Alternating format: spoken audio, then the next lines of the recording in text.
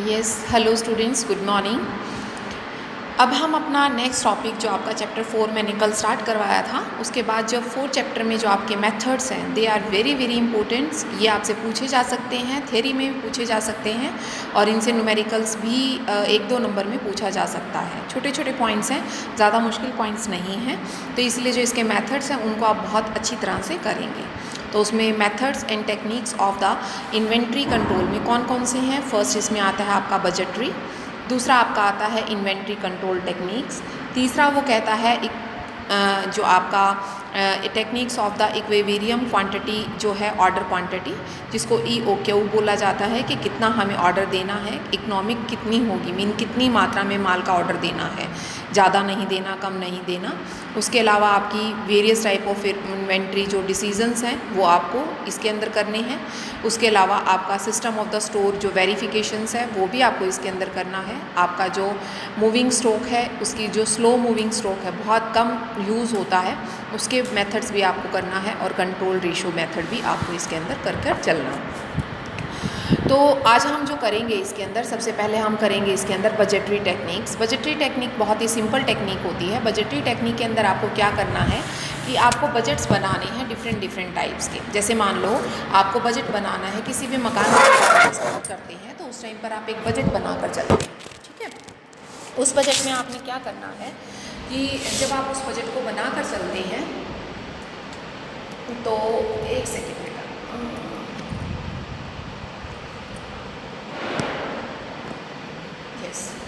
जब आप उस बजट को बनाकर चलते हैं तो उस टाइम पर आपने ध्यान देना है कि आपको कौन कौन सी चीज़ों को प्रॉपर ध्यान में रखना है। जैसे कि आपने कोई बजट बनाया है तो उसमें आप सबसे पहले ये ध्यान रखेंगे कि आपका स्टॉक या स्टोर जो है वो ऑलरेडी कितना अवेलेबल है आपके पास, ठीक है, विद इन द कंपनी कितना आपका है। उसके अलावा सेकंड नंबर पर आप इस चीज़ का ध्यान रखेंगे कि जो आपका नेचर ऑफ आर्टिकल जो आपने परचेज़ करने हैं उनका नेचर कैसा है। नेचर का मतलब है कि वो किस तरह के हैं, मीन वो ड्यूरेबल है या फिर पेरिशेबल है, इस तरह का आपको बजट बनाना। तीसरा आपको ये देखना है कि द जो अवेलेबिलिटीज़ ऑफ द आर्टिकल है, आर्टिकल्स में here the products raw material जो आपका है वो कहता है मार्केट में कितना है अवेलेबल, मीन एक पर्टिकुलर सीज़न पर कितना आपका मार्केट में वो चीज़ अवेलेबल हो जाती है, उस चीज़ का आपको इसमें ध्यान देना है।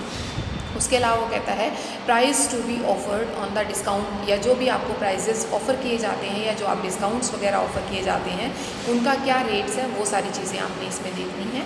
उसके अलावा आपके पास अपॉर्चुनिटी कॉस्ट क्या है, वो चीज़ अपॉर्चुनिटी कॉस्ट क्या होती है, जहाँ पर आपको चीज़ें सस्ती मिलती हैं या मान लो एकदम चीज़ों के डाउन हो गए प्राइजेस तो आपको रॉ मटेरियल जो है वो सस्ते रेट में मिलना स्टार्ट हो गया, दैट इज़ अपॉर्चुनिटी कॉस्ट। उसके अलावा आपका लास्ट जो आता है वो कहता है आपके पास सफिशिएंट कैपिटल अवेलेबल है या नहीं है, उस चीज़ को भी आपने इसके अंदर देखना होता है।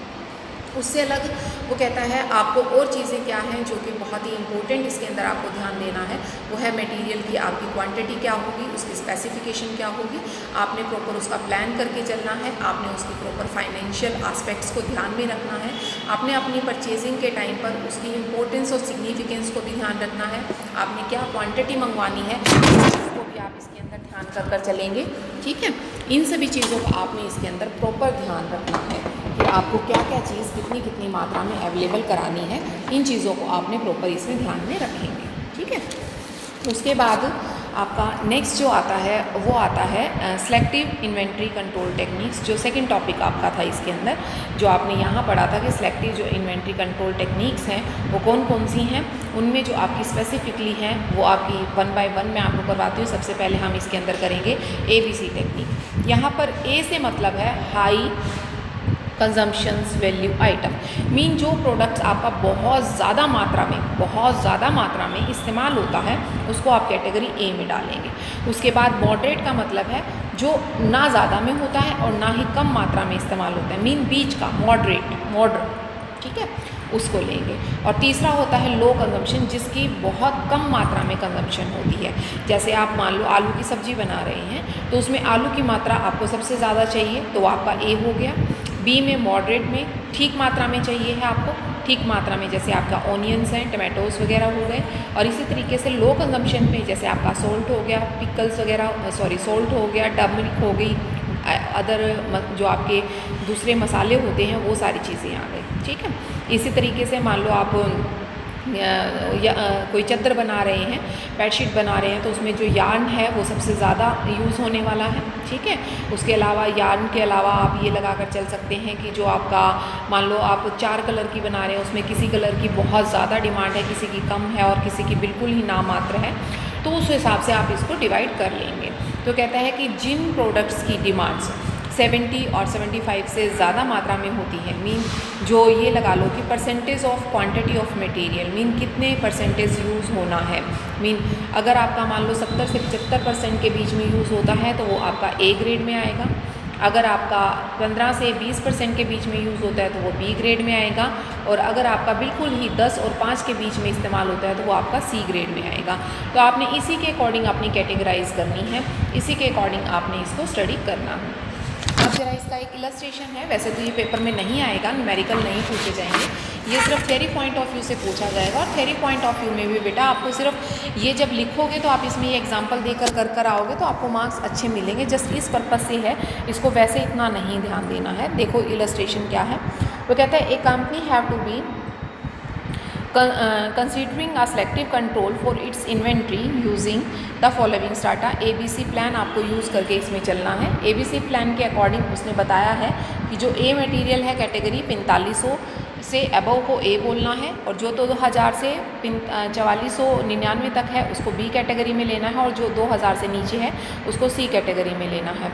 उसके अलावा आपका यूनिट्स हैं, यूनिट्स में आपके 700 हैं, 1100 हैं, 400 हैं, 1000 हैं, इस तरह से यूनिट्स डिवाइड किए गए हैं। अब आपको इसको कैटेगरी में डालना है, बड़े ध्यान से देखना है इसको।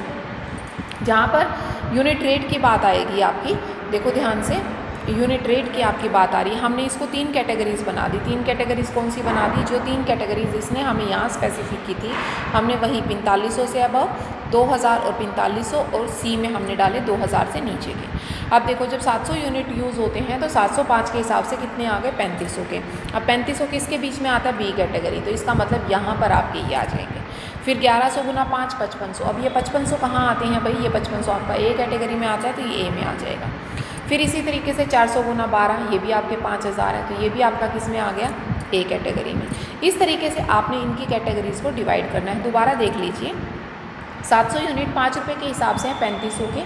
3500 अगर आप ध्यान से देखें तो आपका 2000 और 4500 के बीच में आता है, तो इसीलिए ये बी कैटेगरी का हुआ। अगला जो आपका है वो 1100 यूनिट है 5 के हिसाब से, टोटल कॉस्ट 5500 हो गई। अब 5500 आपका कहाँ आता है? वो आपका ए कैटेगरी में आता है, आप उसको ए कैटेगरी में डालेंगे। नेक्स्ट भी इसी तरीके से 400 यूनिट है, वो 12.5 के हिसाब से हैं 5000 के, तो वो भी आपका किस में आता है? ए कैटेगरी में, तो आप उसको ए में डालेंगे।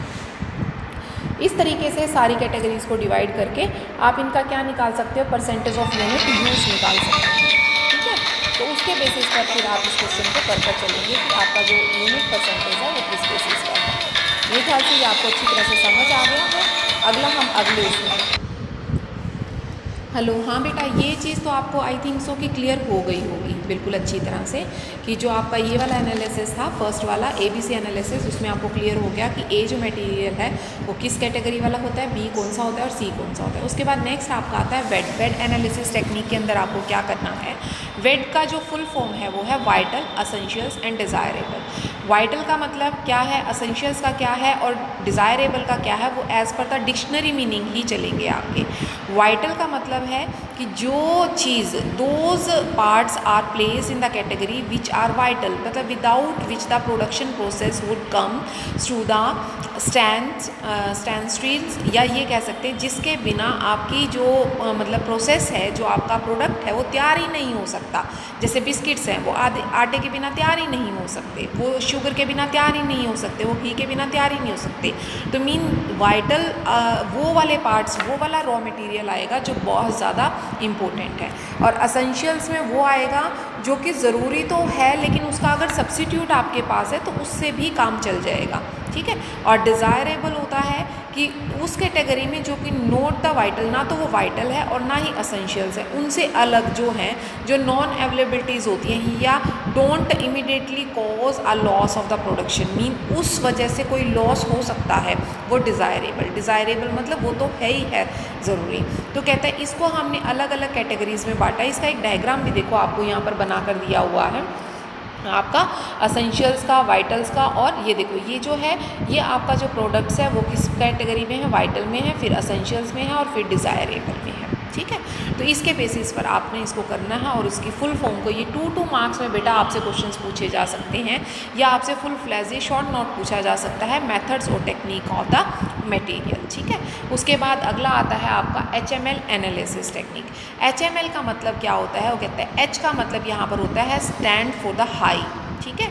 M का मतलब होता है मीडियम और लो का मतलब होता है लो। यहाँ पर हाई, मीडियम, लो से मतलब है कॉस्ट ऑफ द प्रोडक्ट, जो आपका कॉस्ट ऑफ रॉ मटेरियल, जो आपकी रॉ मटेरियल की कॉस्ट है उसको हमने 3 कैटेगरीज़ में डिवाइड करना है। वो 3 कैटेगरीज़ कौन सी हैं, हाई लेवल हाई कॉस्ट, मान लो एक प्रोडक्ट आपका 100 रुपीज़ का है, दूसरा आपका आ गया मिडल जिसको आप 50 कह सकते हो, और एक हो गया लो, मीन ये इस बेसिस पर आपने इस मटेरियल का इस्तेमाल करना है, ठीक है।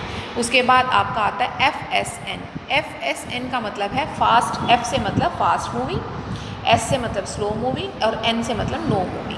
बहुत फास्ट मूविंग का मतलब है जो बहुत ज़्यादा यूज़ होता है। फास्ट मूविंग कौन से हैं, जो बहुत ज़्यादा मात्रा में यूज़ होता है, बहुत ज़्यादा में मीन जो जिसकी क्वांटिटी बहुत ज़्यादा है, एक्सेस है किसी प्रोडक्शन में, ठीक है। स्लो मूविंग कम होता है, यूज़ तो होता है लेकिन उसकी कम मात्रा की ज़रूरत पड़ती है, जैसे आटे की ज़्यादा है बिस्किट बनाने में, शुगर की कम है।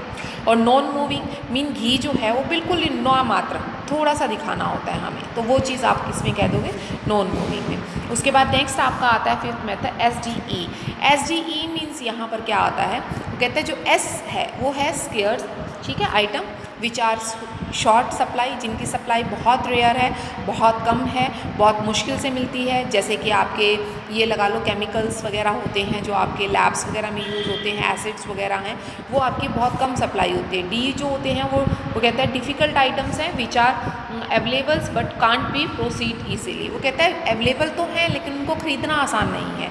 जो एस है वो तो है कि वो उनकी सप्लाई होती ही नहीं है, बहुत रेयर चीज़ें हैं, ठीक है, जो कि लीगल हैं, गवर्नमेंट के थ्रू होती हैं, वही चीज़ें इसके अंदर आएंगी। लेकिन वो कहता है डी के अंदर जो है चीज़ें तो हैं लेकिन उनको ख़रीदना थोड़ा सा मुश्किल है, मीन एक प्रॉपर प्रोसेस है, एक लाइसेंस होना ज़रूरी है या एक प्रॉपर प्रोसेस है या उसके लिए आपको गवर्नमेंट से परमिशन लेने की ज़रूरत है या कोई सर्टिफिकेट की ज़रूरत है, वो चीज़ें। और ई का मतलब होता है ईजिली जो आपकी अवेलेबल हो जाती है, आसानी से आप खरीद सकते हैं, बेच सकते हैं, कोई दिक्कत नहीं है, आराम से मार्केट में जाइए आपको वो चीज़ मिल जाती है, उसको बोलते हैं SD एनालिसिस।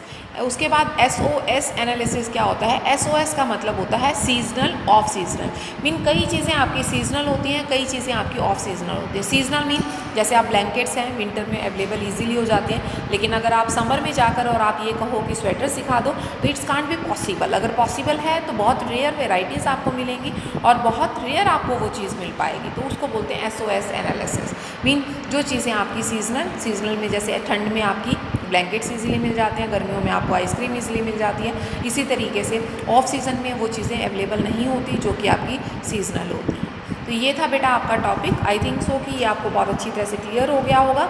नेक्स्ट जो है वो थर्ड पॉइंट्स आपका आएगा, वो है इकोनॉमिक ऑर्डर क्वांटिटी, वो थोड़ा न्यूमेरिकल पॉइंट ऑफ व्यू से है, उसको मैं अगली वीडियो में करवाती हूँ।